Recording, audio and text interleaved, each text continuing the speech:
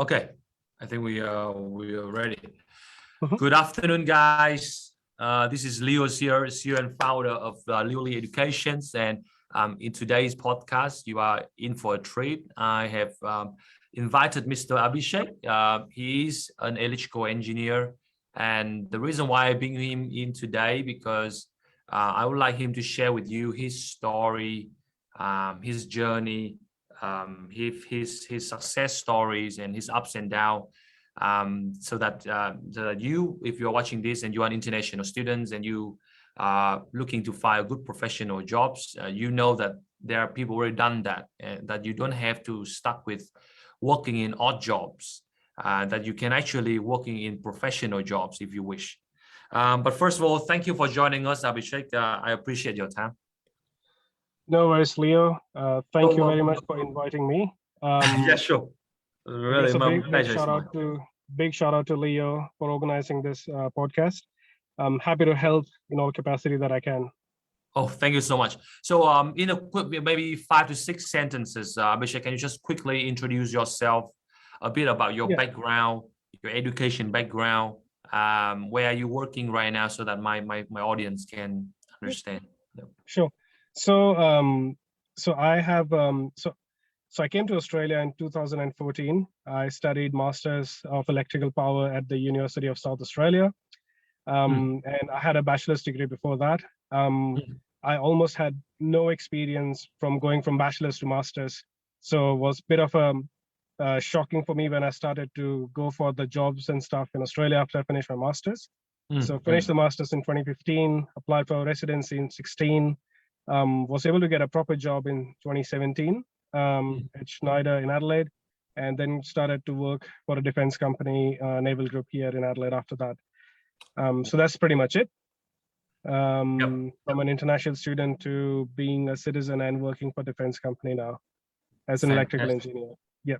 Yes. So because, well, as I mentioned to you earlier, Abhishek, a lot of my students, they also from international backgrounds as well. Yeah. So let's just rewind a little bit. So you say you come here into 2014. So will you be able to, like, how long does it take you to be able to find a professional job, like from?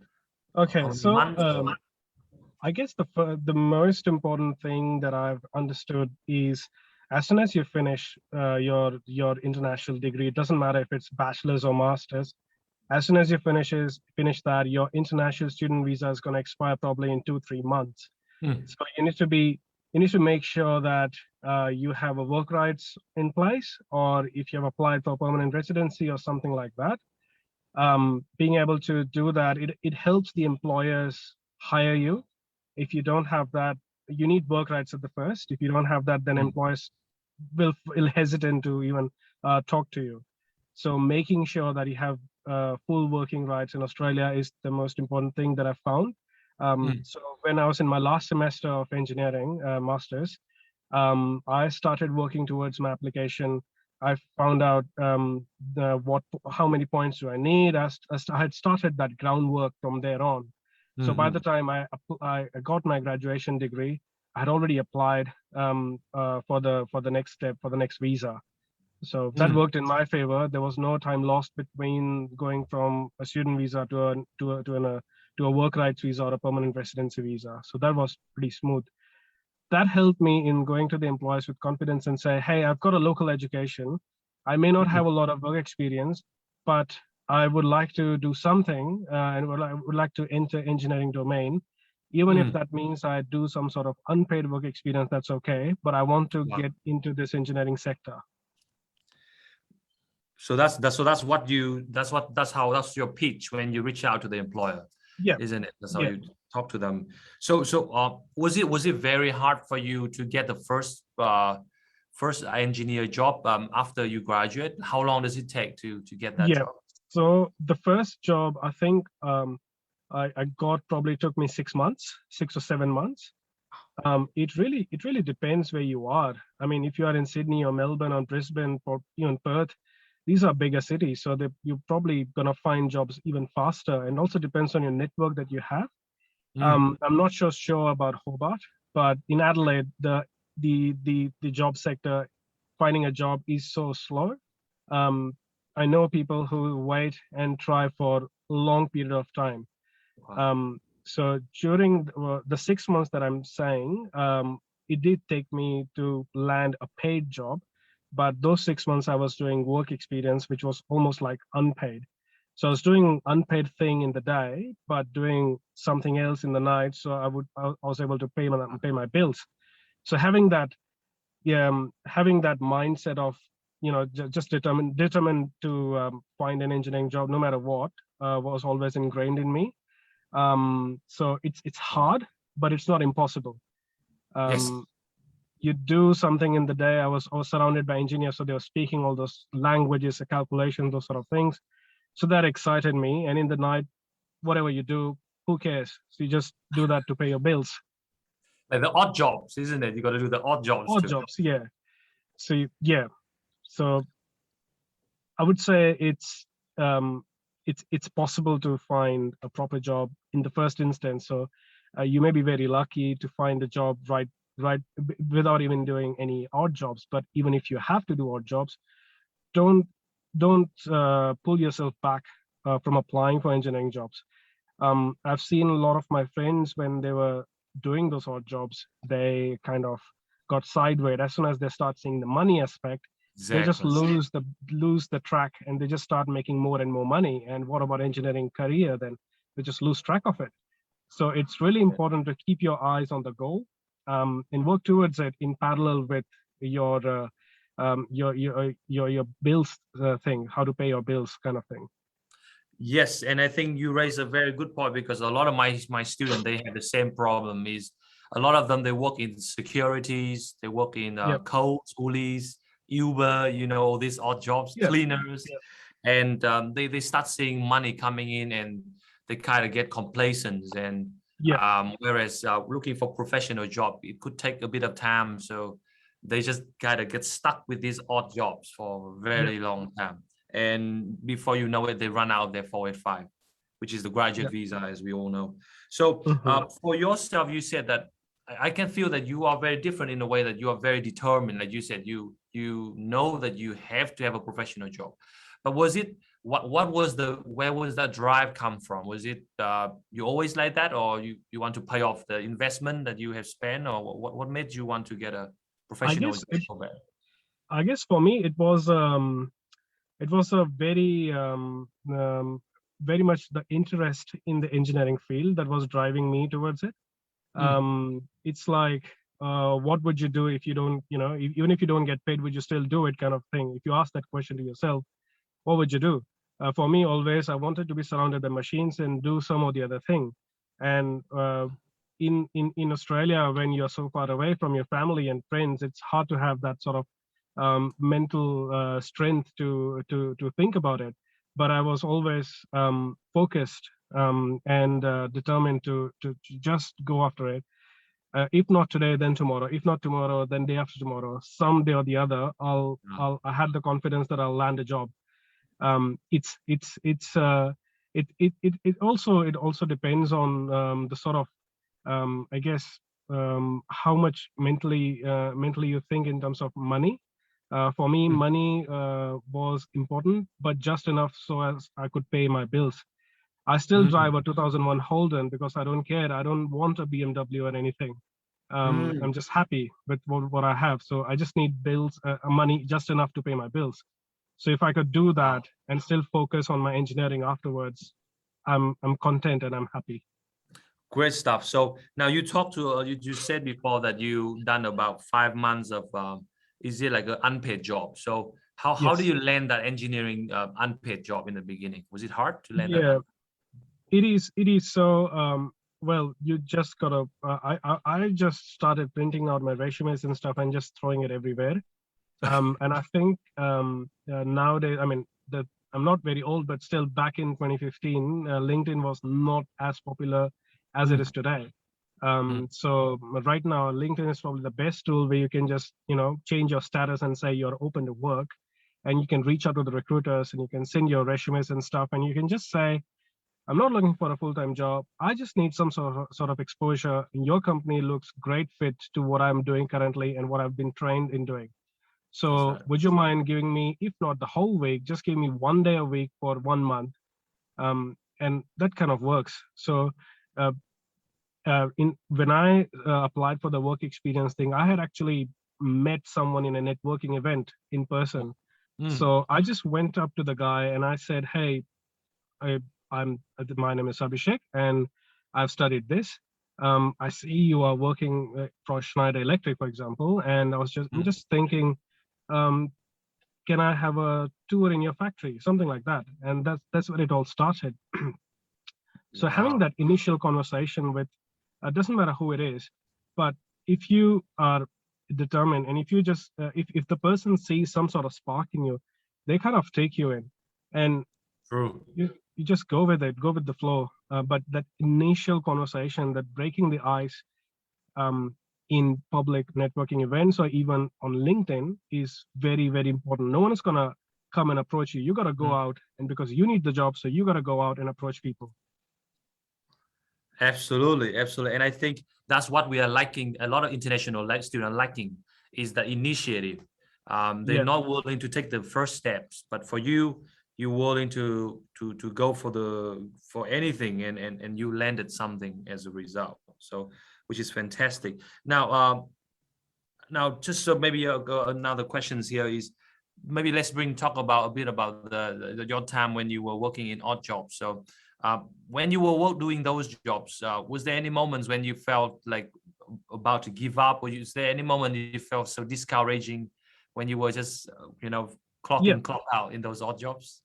Yes, absolutely. So before I would say, so when you start, then you do feel that sort of resistance in yourself in going ahead and doing that. So I will tell you, honestly my schedule used to be like, I would go to the work experience engineering thing at 8 o'clock in the morning, finish it at 5:36, and then I used to go to this Ozpost odd job thing at 8:30 in the night and finish at 4:30.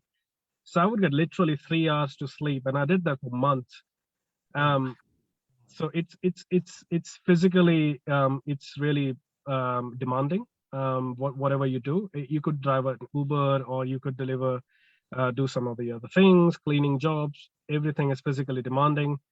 But yes, I used to get that a lot. I used to think, oh, this is too much.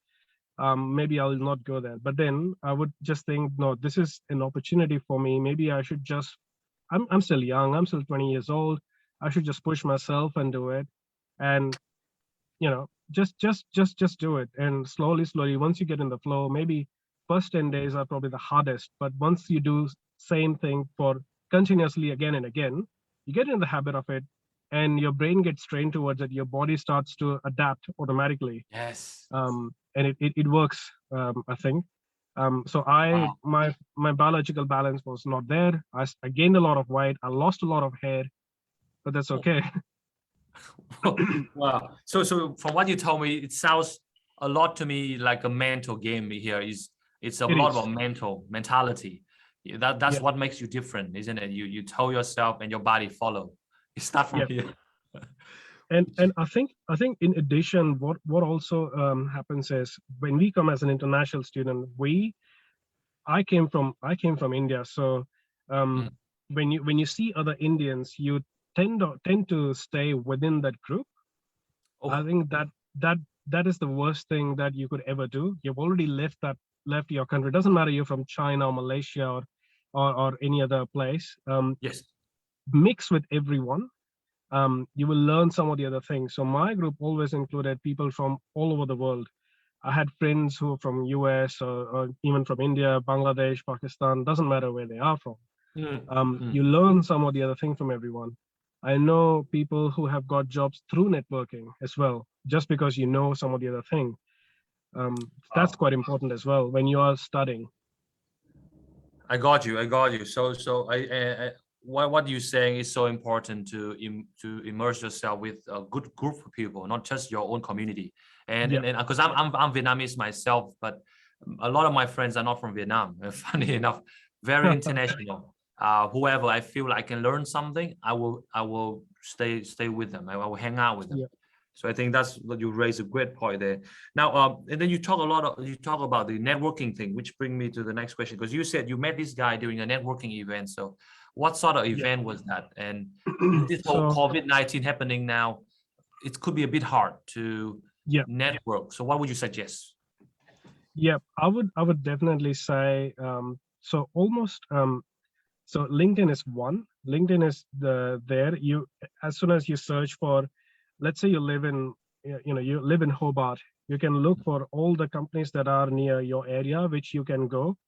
You just find people who work in those companies on LinkedIn, just approach them, introduce yourself. The worst that could happen is they will not respond to you. That's the worst that could happen. But still, I would say just approach. You may never know. I know COVID-19 restricts you from having an indoor event and those sort of things. But whenever there are such events organized, so I was part of Engineers Australia. I was also part of Electric Energy of South Australia, so EESA, so and also IEEE. So all these engineering bodies, they organize some of the other technical events. So I was part of those events, and I tried to, just if you go to those events, attend them, ask questions. And always there is 10 or 15 minutes given for you to network in those events. So I think that's the best time when you can just, pitch yourself in 10 seconds. Wow. And that's exactly what you did. And you got it. Yeah. Fantastic. It works. In Australia, in Adelaide, especially when the crowd is so low, it's important because everyone knows everyone here. Wow. So if you talk to one person, they may not have anything for you, but they may know someone else who may have something for you.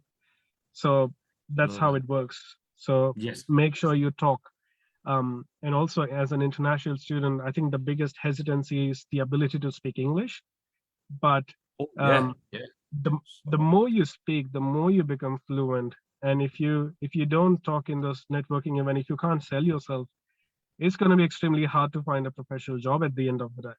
So I think you just need to, I am a 100% introvert guy, but I pushed myself into the networking events and started talking to people and becoming more comfortable. Beautiful. So that means what you're saying is you also feel the same thing at that time. You also felt a bit of hesitation as well, but you just push yourself forward. You don't let that stop you. No. But a lot of the time I feel students let the fear of rejection step in the way of them talking. So how do you do it? How do you overcome that fear that most people have? For me, as a student or even as a job seeker, I got nothing to lose. So what worse can happen? I mean, for me, it's a new country. I don't know anyone. A lot of people can't even pronounce my name. So what's the worst could happen? They probably might ignore me. It's okay. There are other people that I can talk to. I can keep going on and on and on. So I think if you have a fear, it's valid. It's valid that you have fear. And you should have fear as well, because then you understand the difference between you and the other person. So you try to understand the difference and you work towards it. But that's the beauty of this job hunting thing, is that you have to overcome your fear and try to see the light at the end of the tunnel, that things could work in your favor as well. Exactly. And I believe in the beginning you might not speak English this well, isn't it? I think you also improve your English along the way as well. Yeah. Oh yeah. I'll be honest. I come from the western part of India where they speak some language. My mother tongue is completely different, and the language that we spoke in school was completely different. It was never English. So English was really a subject that we learned, and I just studied hard for my IELTS exam when I was coming to Australia. And that's pretty much English that I knew. But when I came here, I understood the big hurdle of myself, that I was not even able to ask any questions to professors, and the concept I would not understand. So I was like, I'm investing $50,000 in this degree, but I can't even ask a question. That's the worst thing that could happen. So I just, even if it's wrong English, I don't care. I would just go and ask. So yeah, you got to break that shackles. Yes, yes. Which now, so now that I understand the whole approach, so probably before we move on to the next topic, which is about electrical engineering itself, I'd like to ask you, because you raised up a topic about how networking is so important, and I hear this statistic all the time that about 80 to 90% of the jobs in Australia are never advertised, or they're not even on Seek. A lot of the jobs are actually not advertised at all. However, international students seem to get the idea that everything on Seek is everything there is. What do you think about that? That stats, like a lot of the jobs are not advertised. Is that true in your opinion, that a lot of the jobs are not online? It's like so I was of the same opinion. I used to think if it's not on Seek, then there's no one hiring. Exactly. That's 100% wrong. There are lots of jobs that don't even get advertised on LinkedIn or even Seek. The reason for that is very logical. If you have a company and if you're looking for someone and you need someone next week, now if you were to publish that ad on Seek, just imagine the amount of time it's going to stay there till someone applies for it, then you interview them, then you give them offer, then they accept it, and then they actually start the work. You're looking at 1 or 2 months or maybe more. But if you know someone who is maybe of similar skill set and he's in your network, probably that person will get the first call and they're available next week. So it's faster. It's faster that way. May not be a fair thing to do, but when after spending few years in different industries, I can see some of these things happen very, very readily. Some companies I know they advertise positions internally first before going externally, so that referral system works. And if you know someone who can refer to, and then they get the job first before it goes to the other audience. Yes. Yeah. And I think that's a great point you mentioned. I think that's what students don't understand, and that's what I always been encouraging my students, that they have to look outside the box.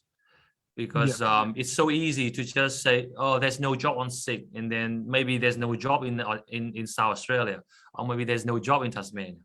But it's not the truth, as you said. It's definitely not the case. No. Which is good. So probably the last two questions here, Abhishek, because you said you've done electrical engineering. So first of all, why did you choose electrical? Because there's also so many different types of engineering. Was there any specific reason that motivated you to do electrical engineering in Australia? I mean, I guess why did you choose I guess the main reason in electrical engineering was the sheer excitement that physics provided me. Mechanical is, yes, things you can see, but and you can control with gears and whatnot.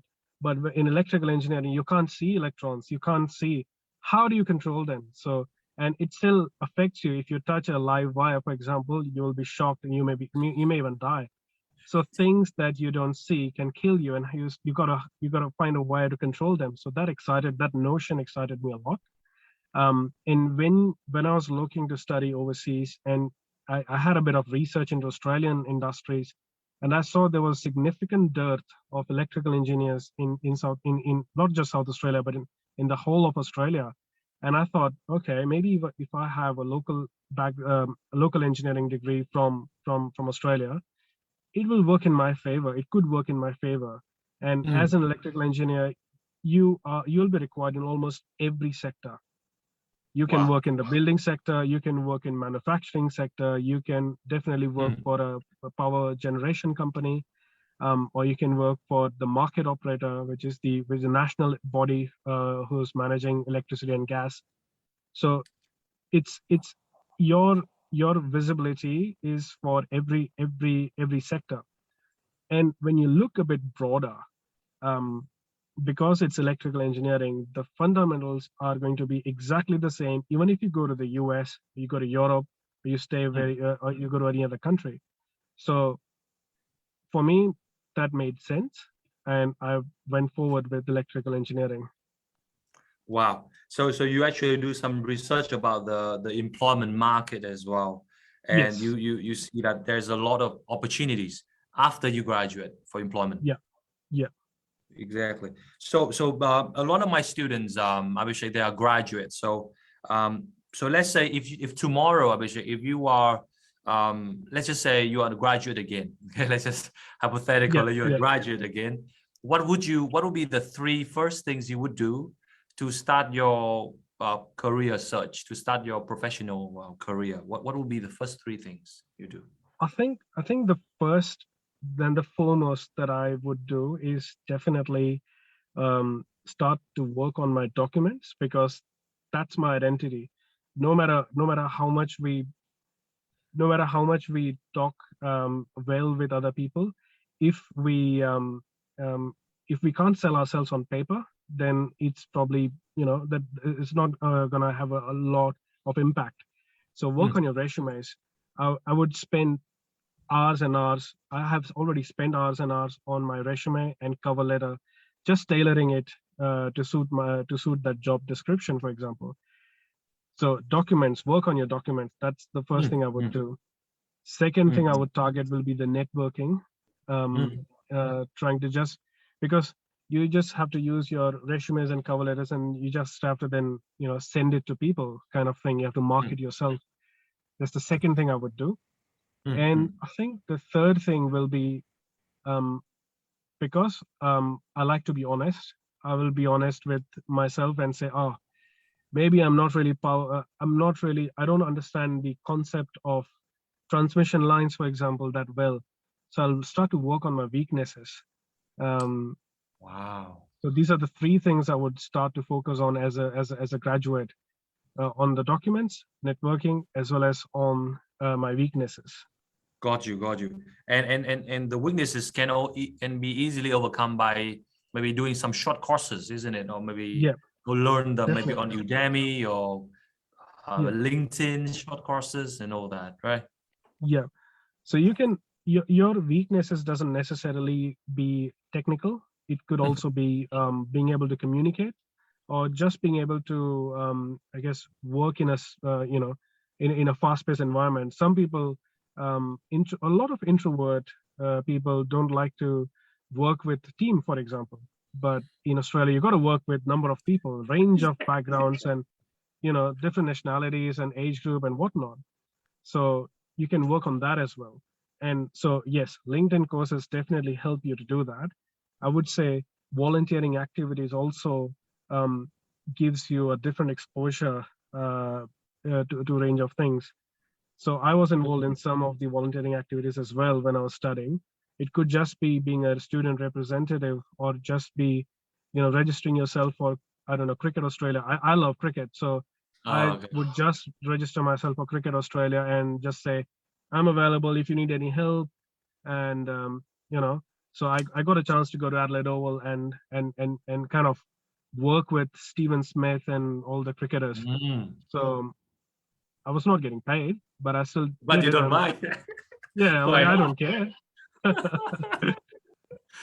Good stuff. So probably probably bring me to the last two questions, Abhishek. I've been really enjoying it. So let's say, what would be some entry-level positions, or what would be some position you would consider, like you would suggest some electrical engineer graduates to apply for? Because many of them seems to get stuck with the job title as electrical engineer, but they're actually more than that. So can you just recommend some other key position they can try to apply? Yeah, I think the most important thing in Australia will be the understanding of the Australia-New Zealand standard, which is AS3000, which is the electrical wiring rules. That's pretty important. Now, when you have an understanding on that, you can then apply for not just positions in just the electrical sector. So it could be TAS networks, or it could be Vic Power or companies like that. You can also start applying for manufacturing sector, because these rules, it applies in every industry. Working as an electrical, you could definitely go for a graduate position, but don't limit yourself just for graduate position, because you already got an engineering degree. So it makes no difference even if you go for an electrical engineering title degree. So For example, I was lucky to just skip this graduate pathway completely and got into an engineering role. So you can do that as well. A lot of people, I understand, are also involved in CAD drawing. So getting into CAD drawing is also something very useful, because you always build on these skills, and draftsmen are always required. And so having that drawing ability helps to keep you abreast of the fundamentals, as well as the technical standard rules. The next thing you got to scope, you can also try for, is applying to other niche industries, industries which are manufacturing a small equipment, or it might just be a reseller. There are a number of electrical wholesalers in Australia who are selling thousands of electrical products.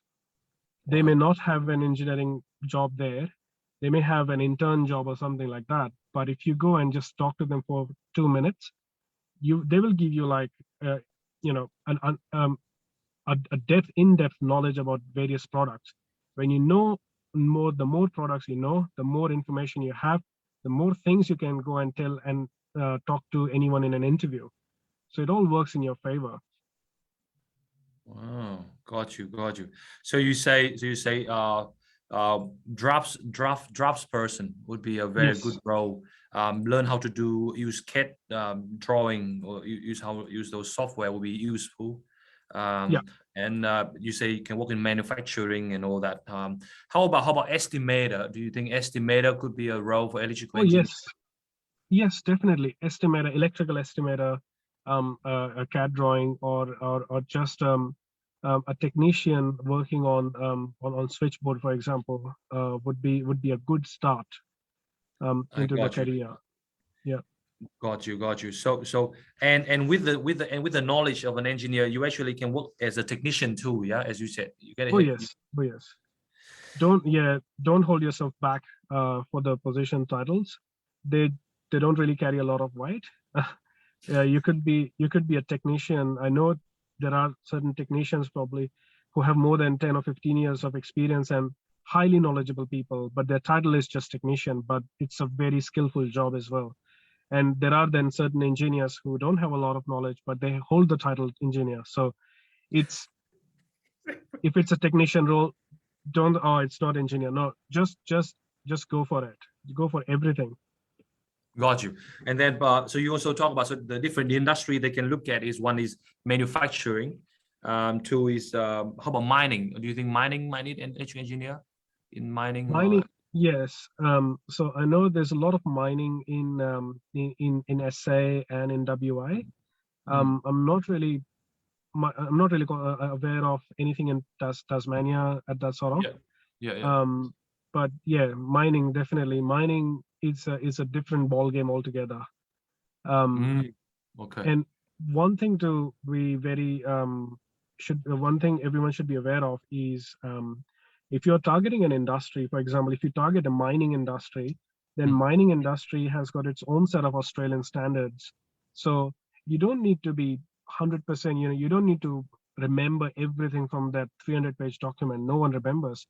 But even if you just remember the standard number of that, okay, so this standard number applies to mining industry, and you put that on your resume, that will work. That'll work really good. And then if you go to manufacturing, then there are some relevant standards as well.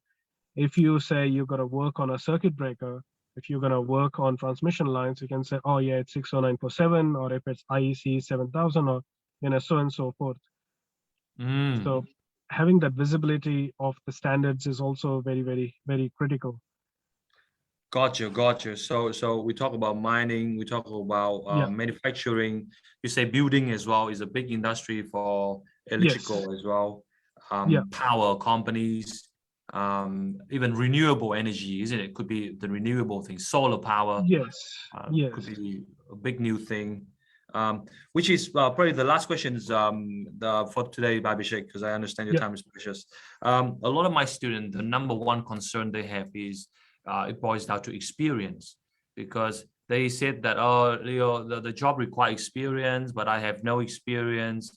How can I apply for the job? And it seems like this experience thing block them from trying so many jobs. So if you were a graduate, would you attempt to apply for a job that might need 2 years, 1 year experience too, or you just leave that away, or you can actually go for that role as well?